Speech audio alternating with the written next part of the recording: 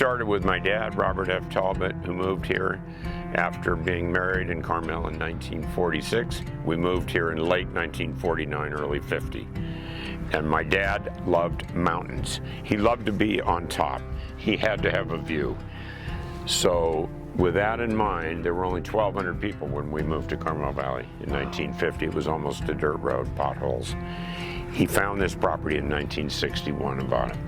2 miles up, there were 5 partners, and he wanted the top of the mountain, and there was no electricity, of course. It's a pretty great story. My dad and I decided to open a vineyard, to start a vineyard from scratch. Did you ever have any experience with vineyards or wine? Only drinking wine. Oh, good. That's good experience. But I jumped in immediately. I went back to UC Davis and earned a degree in viticulture and enology starting around 81 or 82.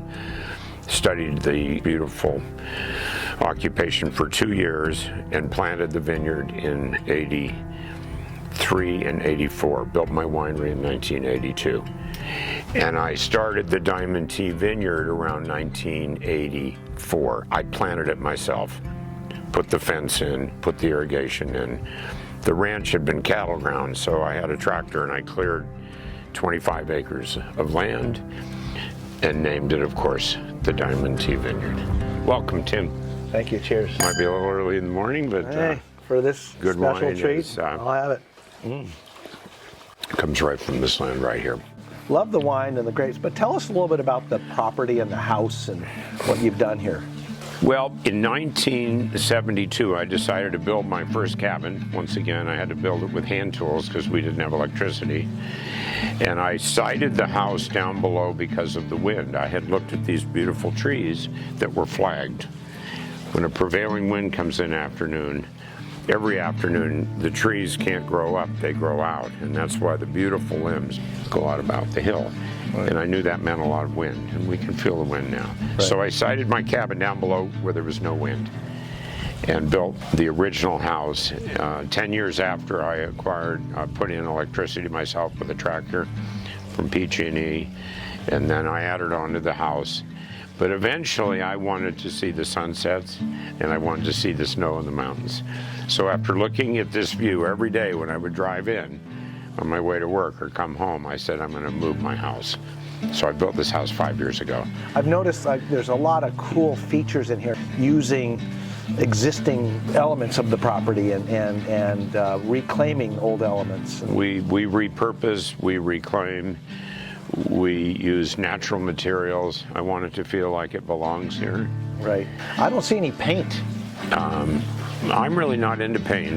This is all yellow cedar. Oh, this is cedar. Okay, it's all cedar, redwood. Okay. Board and batten. Right. It fits the ranch. It's true board and batten. In other words, you put what? A 12-inch board and then the 2.5 batten. Or I love cabinets. board and batten. Yeah. The roof is corten steel. I love it. It looks like a ranch. It looks like a barn. Yeah, I love it. It's a kind of rusted metal. It just fits. Yeah. It fits. And then you've done these patios with natural stone and some landscaping around the house. But not much. The grapes are the landscaping. I love old things. I love to repurpose. We had a moto gallery in the center because I was building my museum, and I probably overdid it. We had 6 motorcycles in the moto gallery. Right. My wife finally said, I think we should have 3. So there's only 3 motorcycles in there. So there are only 3 now. But that room it's a great family room. It opens It's a great up to family the courtyard. room, yeah. You could do all the doors open. The views are spectacular. I did not want this house to stick out. Right. So I sunk it in, and all the materials are meant to disappear.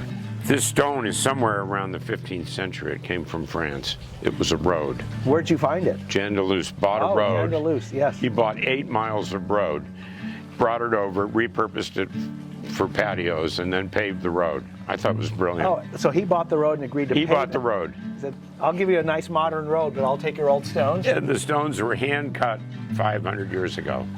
Once again, old material. It works. I love the fact you're mid-valley here. You can get into Carmel. You can do anything along the bay. You can play golf in Pebble Beach. Yes. And you got that environment. Or you head that way 7 Yes. miles, and you're at the village where you know, you can go to the running iron and on a Saturday at 10 o'clock see a bar fight with the cowboys. I mean, real cowboys coming out of the Well, valley. it's a pretty cool area. Yeah. We've seen it change, but Carmel Valley is still just an exquisite place to live. Right. We're so lucky. Well, it's where I chose, and We're so we have lucky. properties all along the coast, and we chose to be right here. We're down on the river, just below you here, and Yes. it's just the perfect climate. I love it, and I still go to Carmel Beach every morning to walk the beach. It's Oh, close that's enough to go to the fabulous. beach.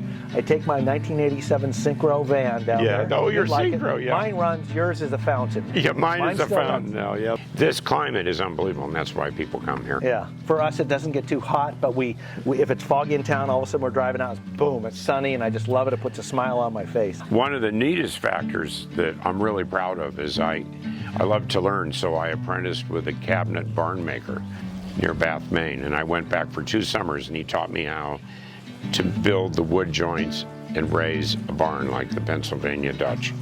So our barn is a timber frame barn that we built on this property. I don't think there's another one in Monterey.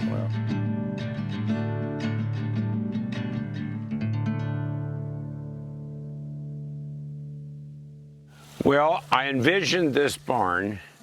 We started from scratch with an idea. I went to Maine and apprenticed with a barn builder who taught me how to do mortise and tenon joints, no nails. 2 years I worked with him in Maine, and then he came out and we erected the barn. It looks And like it's 100 years old. Well, the wood is actually from a dairy barn north of Shasta that was built in 1848, before the Civil War. So that's why it looks 100 years old. The rest of it was built in the 70s. And then you I and wanted to put bicycles in it. you want bicycles and And eventually motorcycles. awesome. So hence, it's the bike barn, I love the smell. isn't it? It's cedar, once again. I love it. It's cedar, and this barn went up in one afternoon, believe it or not. A barn raising. Barn raising. We brought all the neighbors in, and we had a wonderful party afterwards, and it was standing at the end of the day. Were you guys standing at the end of the night? Well, we had a party. And after years of bicycles that are all in Carmel now, I had about 35 bicycles in here. That switched to about 35 motorcycles, and that was the beginning of the museum. Great. They're all down in the museum now.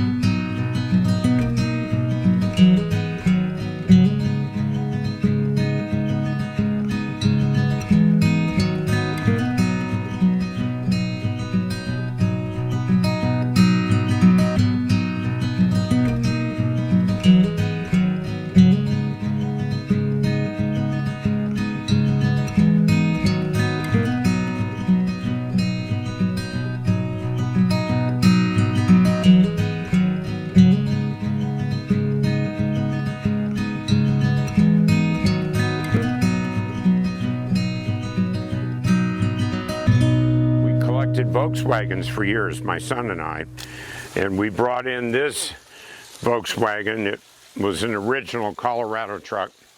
You can see from the plate. We used the motor and the transmission, and I didn't have the heart to throw it away, so we made a fountain out of it. Oh, I love it. And it's been here for 20 plus years. It's become an old friend.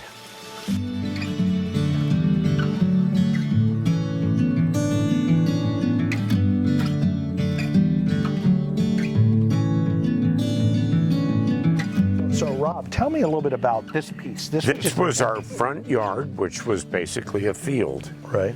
And we came up with this idea with the kids being, you know, coming up to 10 years old and their friends, of turning the field into an area to relax and swim and build a pool. But it was fun to build. And the kids, we lived out here. So and you've this got has oaks just been and fun. sycamore and Sycamore, These are palms, beautiful. liquid amber, white birch. the roses, of course. And this tree, I've got to show you this, Tim. You will not believe this tree is growing here. Okay. This is a quaking aspen from Truckee. I brought it down in a 1-gallon can and said, well, it's not 6,000 feet or 5,000. We're not in the Rockies, but let's see if it'll grow. Right. That quaking aspen came from Truckee. That's an aspen why, tree that in is Monterey. It's got to be the only one. Look at the roots. Aren't the roots amazing? Yeah. Now these aren't grapes. This is what. It looks like Is it ivy? It's an ivy. But this is these roots. So did you plant this as We well? planted this once again. It was that big. And it's growing that. Isn't that fun? We eventually added an Italian pizza oven, and it makes the best pizza. So Rob, there's so many beautiful spots on your ranch, but show me your favorite place on this whole ranch. Well, I think we're going to go to the wine cellar. Would you like to see the wine cellar? I spent a lot of time studying wine and drinking wine and storing wine in the cellar. I built it without a compressor. I built it to be natural into the earth. So it's about 60 to 70% buried. The sun never hits it. And I'm really proud of this wine cellar because it really works.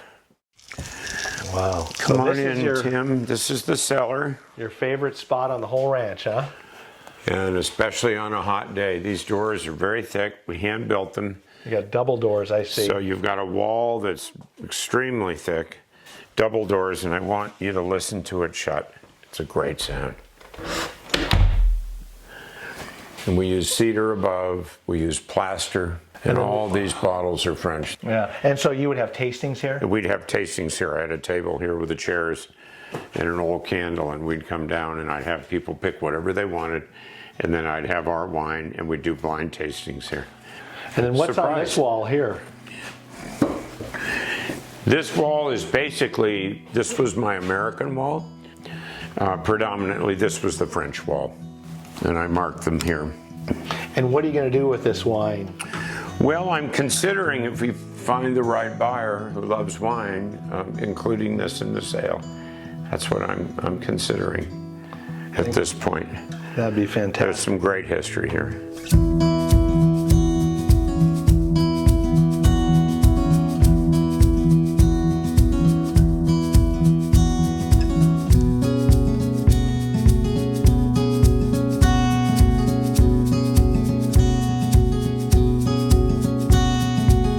So let's go back to tell us, where are you going from here? Are you retiring? Never. I can't Why retire. not? My dad didn't retire. My mom didn't retire. Right. They believed in a good work ethic. Right. I can't retire. What would I do? I'd go nuts. And where are you going? We're moving to another legacy property that was built in probably the 40s and had never been on the market. My father, myself, my children were raised there, so that's three. 3 generations? 3 generations have been here. So this truly is generations in the making. This is, it takes time to build something like this. I mean, so could you, I mean, I don't think this could be duplicated. I don't know how you could.